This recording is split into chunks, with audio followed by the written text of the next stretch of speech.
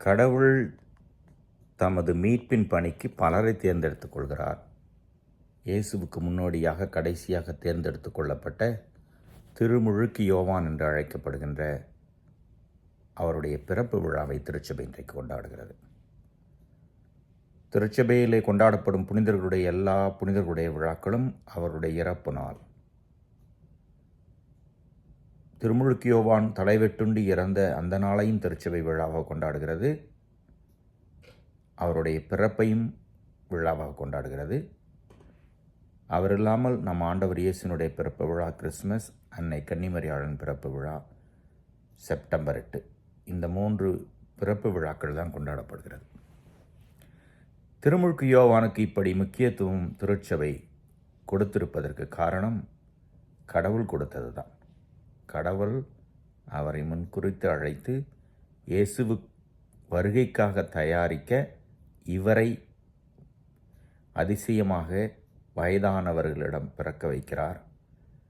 அவருடைய பிறப்பை கேள்விப்பட்டவர்கள் இந்த குழந்தை எப்படி இருக்குமோ என்று எதிர்பார்ப்போடு இருந்தார்கள். யாருடைய எதிர்பார்ப்பு வீணாகவில்லை. தன்னுடைய எளிய வாழ்வு, இயேசுவுக்காக தான் குறைய வேண்டும் என்று தன்னையே தாழ்த்தி கொண்டது, இயேசுவை சுட்டி காட்டியது, கடைசியாக இயேசுவுக்காக மரித்தது. இதனால் அவர் புகழ் சேர்த்தார். இப்படிப்பட்ட ஒப்பற்ற வாழ்வை வாழ்ந்தவருடைய பிறப்பு விழா கடவுளால் ஆகாதது ஒன்றுமில்லை என்ற ஒரு செய்தியை நமக்கு தருகிறது. இவர் இயேசுவனுடைய உறவினர் என்றும் அறிகிறோம். இவருடைய பிறப்பிலே கடவுளால் ஆகாதது ஒன்றுமில்லை என்று தூய கன்னிமரியாளுக்கு கபிரியேல் தூதர் சொன்னபொழுது இவரது பிறப்பை பற்றி அறிவித்து இந்த வார்த்தையை பயன்படுத்துகிறார்.